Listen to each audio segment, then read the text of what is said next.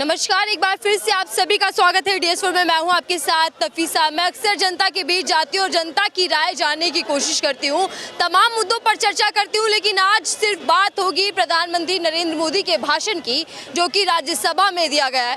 कांग्रेस पर जमकर बरसे पीएम मोदी, लेकिन सवाल ये कि क्या राहुल गांधी जो भारत जोड़ो न्याय यात्रा कर रहे हैं, जिसके जरिए वो अलग अलग राज्यों में जा रहे हैं, अलग अलग जिलों में जा रहे हैं और तमाम वर्ग के लोगों से मिल रहे हैं, तो चर्चा न्याय यात्रा और पीएम मोदी के भाषण पर होने वाली है। लेकिन आपको बता दूं कि राहुल गांधी की यात्रा को लेकर दो वर्ग तैयार हो चुके हैं, जिनका मानना ये है, खेमा ये है, जो कह रहा है कि जहां से भी यात्रा गुजर रही है वहां से इंडिया अलायंस टूटता जा रहा है, यानी कि कमजोर पड़ता जा रहा है। लेकिन एक बड़ा तबका ऐसा भी है जो ये मान रहा है कि राहुल गांधी का डर, राहुल गांधी की यात्रा से बीजेपी डर चुकी है, बीजेपी के मन में भय, जहां से भी यात्रा गुजर रही है वहां से इंडिया गठबंधन को तोड़ने की कोशिश बीजेपी कर रही है। जनता से जान लेते हैं कि जनता की राय क्या है। मेरे साथ तमाम लोग जुड़ चुके हैं। सर, सीधे तौर पर मैं आपसे जानना चाहूंगी, आज प्रधानमंत्री मोदी जी कह रहे हैं 370 बीजेपी की, एनडीए की 400 प्लस सीटें, ये कंफर्म मान लीजिए। अब 400 क्यों, 500 भी तो हो सकती हैं।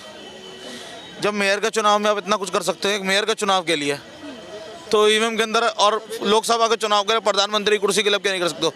ये तो मोदी जी भी कहते हैं बहुत जिद्दी हूँ, वो अपने आप ही कहते हैं, और उन्होंने 400 बोल दिया, तो 400 तो कैसे भी आएंगी, 500 भी आ सकती हैं। नरेंद्र मोदी जी ये भी कह रहे हैं कि जो संसद का एंटरटेनर पर्सन है, मनोरंजन, वो दूसरी जगह पर है, यानी कि राहुल गांधी पर हमला बोला है। कैसे देखते हैं राहुल गांधी को आप? अब ये जो उन्होंने बोला है, ये शब्द बोला मनोरंजक पर्सन, ये एग्जाम्प्ट होना चाहिए पहली बात तो, क्योंकि ये भी तो अलग तंत्रिक भाषा है, असंवैधानिक भाषा है, असंसदीय भाषा है। जब आप संसदीय भाषा के ऊपर 140 सांसद निलंबित कर सकते हैं विपक्ष के, तो फिर मोदी जी को भी तो निलंबित करना चाहिए। आखिर में है तो वो भी एक सांसद ही बनारस से। तो आपको लगता है कि राहुल गांधी को लेकर जिस तरीके की भाषा पीएम मोदी उठा रहे हैं या इस्तेमाल करते हैं वो गलत है? देखो जी, संसद के बाहर आप चाहे एक दूसरे को जूते मारो, वो जनता का विषय है। संसद के अंदर संविधान का विषय है। आप कोर्ट रूम में खड़े होकर किसी को गाली नहीं दे सकते, बाहर निकल कर चाहे उसको जूता मार दो, ये है बात। तो उन्होंने यहाँ गलत बोला, मोदी जी को इस पर माफी मांगनी चाहिए, बीइंग अ पीएम। कांग्रेस पे खूब बरसे हैं आज पीएम मोदी।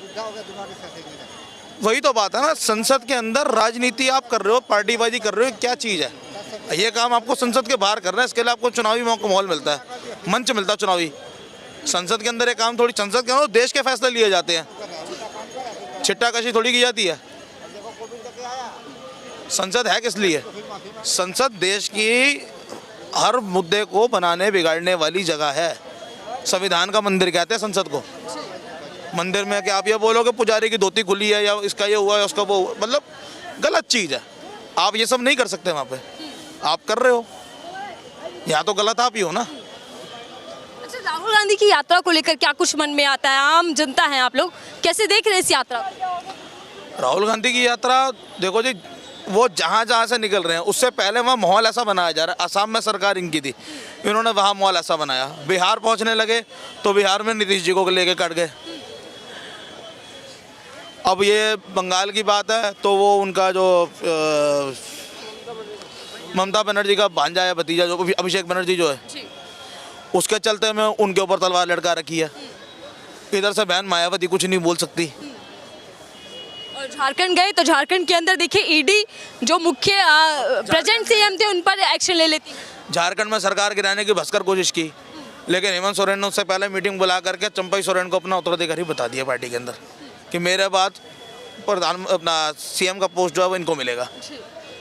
और अभी यात्रा देखिए यूपी के अंदर आने वाले, और यूपी से ये खबर निकल कर आ रही है कि जो जयंत चौधरी हैं वो बीजेपी में शामिल हो सकते हैं। क्या है पीछे की कहानी? जयंत चौधरी अगर ऐसा करेंगे तो वो अपने दादा का नाम डुबाएंगे। चौधरी चरण सिंह को आज इतिहास के पन्नों में बहुत शानदार नेता के रूप में जाना जाता है, और जाट की पहचान ही वही है। आज की तारीख में भी अगर जाटों की बात की जाती है तो चौधरी चरण सिंह का नाम पहले आता है। अब वो अगर ऐसा करेंगे तो वो फिर बरखिलाफ है। क्या लगता है सर, जहाँ से यात्रा गुजर रही है वहाँ इंडिया अलायंस टूटता जा रहा है, क्या है इसके पीछे की वजह? सरकारी तंत्र से तोड़ा जा रहा है, खरीदा जा रहा है, खरीद नहीं जा रहा तो उसको आप वैसे तोड़ रहे हो डरा धमका के, वैसे नहीं टूट रहा है तो उसको अंदर कर रहे हो। यही है। तो क्या ये राहुल गांधी और उनकी यात्रा कब है बीजेपी के मन में? इसको भय तो नहीं कहोगे, देखो भय तो आज से नहीं है, भय तो पहली यात्रा के बाद से दिखना शुरू हो गया था। और मीडिया में भी सुधार आया था। जो मीडिया पप्पू पप्पू करती फिरती थी दिन भर के अंदर, वो राहुल गांधी पे आ गई थी।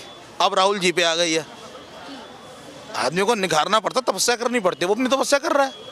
जिसको अच्छा लगेगा वो उसको वोट देगा, जिसको नहीं लगेगा वो नहीं देगा। आप अगर एज अ कैंडिडेट देखो अकॉर्डिंग मिस्टर मोदी के सामने, तो वो बहुत अच्छा कैंडिडेट है, डिजर्विंग कैंडिडेट है, पढ़ा लिखा है। इस देश को जब नेहरू मिला था, पढ़ा लिखा था ना नेता वो। उसने क्या दिया देश को? जिस देश में सुई तक नहीं बनती थी, उस देश में इंडस्ट्रियलाइजेशन खड़ा किया, डैम बना के दिए। पढ़े लिखे में और यही अनपढ़ में यही फर्क रहता है, ये बेसिक फर्क है। लेकिन सर बीजेपी के तमाम नेता, यहाँ तक कि बीजेपी के जो मुख्यमंत्री है वो ये तक कह रहे हैं कि राहुल गांधी की यात्रा जहाँ से भी जा रही है, देखिए बिहार घुसी भी नहीं, बिहार में दाखिल भी नहीं, उससे पहले नीतीश कुमार दामन छोड़कर चले गए।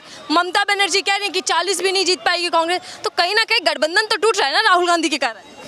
देखो जी, गठबंधन जो हुआ है वो 24 के चुनाव के लिए हुआ है। भारत जोड़ो यात्रा कांग्रेस का प्रोजेक्ट है, इंडिया ग्रुप, इंडिया अलायंस का प्रोजेक्ट नहीं है। पहली चीज़ तो यहाँ हम गलत है सारे का सारे। दूसरी बात, आप किसी को आप डर दिखाओगे, डर के बारे में बोलोगे कि तू बोल कि तू गलत है, तू बोल तू गलत है, जैसा पुलिस डंडा मार के कबूल कराती है। तो कोर्ट भी क्या कहती है कि वहाँ पुलिस के द्वारा लिखवाया हुआ बयान मान्य नहीं होगा जब तक वो कोर्ट में आके बंदा नहीं बोलता। वही चीज़ है। अगर ऐसा था तो ममता बनर्जी अलायंस में आती क्यों? अलायंस के बेसिक पिलरों में से एक वो भी हैं ममता बनर्जी। लेकिन देखिए आज ही पीएम मोदी खड़े होकर संसद में कह रहे थे कि कुनबा तैयार किया गया था, लेकिन अब कुनबा जो नारा दे रहा है वो कह रहे किला चरोरे। अब अलग अलग भटक रहे हैं सारे। कुनबा तो उन्होंने भी जोड़ा है, उन्होंने 26 का जोड़ा था, इन्होंने 36 का जोड़ा था।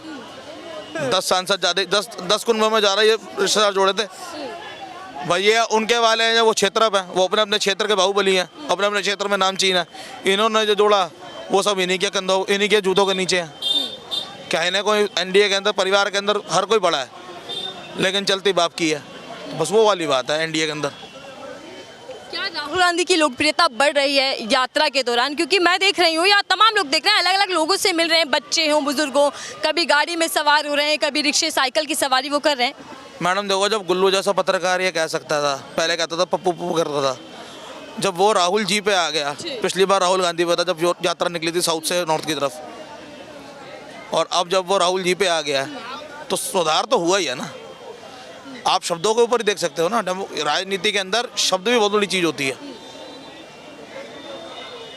लेकिन मोदी जी कह रहे हैं ये एक ऐसा प्रोडक्ट है जो लॉन्च नहीं हो पा रहा किसी भी कीमत पे।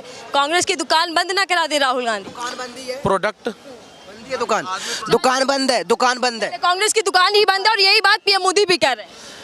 मैडम, प्रोडक्ट होता है कोई आदमी, जीता जागता आदमी कोई प्रोडक्ट होता है क्या? आप एक प्रोडक्ट हो, मैं एक प्रोडक्ट हूँ, ये एक प्रोडक्ट है, ये एक प्रोडक्ट है। प्रोडक्ट कौन होता है? प्रोडक्ट क्या होता है? मतलब किन शब्दों का इस्तेमाल, वही मैंने बोला ना, पढ़े लिखे में और अनपढ़ में कुछ फर्क होता है। मोदी जी अनपढ़ है, मोदी जी अनपढ़ है, बस मोदी जी अनपढ़ है।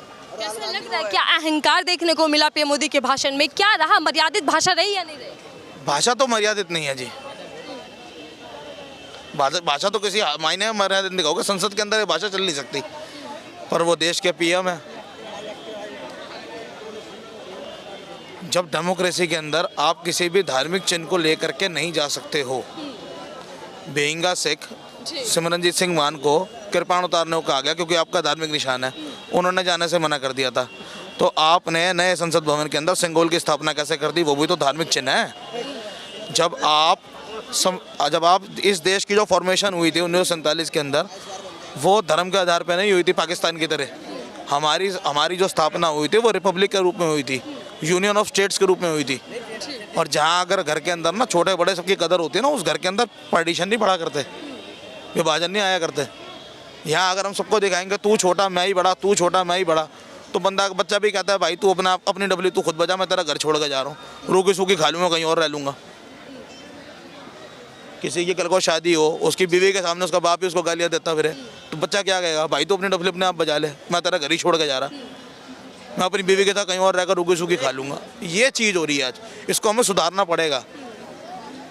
क्योंकि जो 91 में रूस के साथ हुआ था ना, अगर आप इस चीज़ को एक पढ़े लिखे कंसेप्ट एक कंटेक्स्ट में समझो ना, तो ये जो दमन है ना, ये ये यूएसएसआर के अंदर था, उसने रशिया बना दिया था। लेकिन फिर क्या लगता है कि जनता का नेता कौन है, जनता के मन की सुनने वाला नेता कौन है? मैडम, नेता कोई भी हो, देश के लिए पॉलिटिक्स जो है ना, आपके लिए संसद के बाहर होनी चाहिए। संसद के अंदर आप जनता के प्रतिनिधि हैं। 10 लाख आदमी को एक संसद 25 लाख आदमी को एक सांसद रिप्रेजेंट करता है हिंदुस्तान के अंदर आज की तारीख में। 25 लाख आदमी का मुस्तकबिल आप तय कर रहे हो संसद में बैठ करके।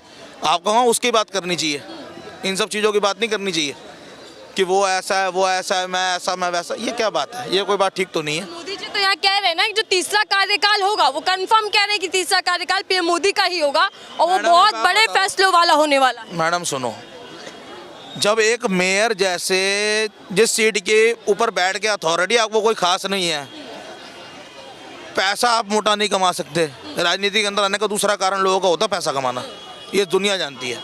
जब आप उसमें वो तक नहीं कर सकते हो, क्योंकि सबको सेंटर के अंदर रहेगा, तो जो आप कमाओगे आपको सेंटर को भी देना पड़ेगा, कुछ कट ही आपको मिलेगा। जब ऐसी सिचुएशन होती है ना, उस स्थिति के अंदर में भी अगर आप एक मेयर का चुनाव के लिए धांधली कर सकते हो, तो पीएम के चुनाव के लिए धांधली करना कौन सी बड़ी बात है? 19 लाख देश की ईवीएम मशीन गायब है, वो कहाँ है? पैसा तो जनता के लगा है, जनता पूछ रही है, जनता जवाब दे रही है। जनता सवाल ही नहीं पूछ रही, जवाब कहाँ से मिलेगा? रोजगार आपको मिलना चाहिए, स्वास्थ्य आपको मिलना चाहिए, शिक्षा आपको मिलनी चाहिए, ये आपका अधिकार है। सरकार आपसे वोट लेती है तो आपको वो कर्जे का रूप, आप उसको कर्जे के रूप में वोट देते हो, और वो कर्जे की चुकाई जो होती है ना, वो आपको इन सब सुविधाओं के साथ होती है। ये सुविधा मिल रही है आपको।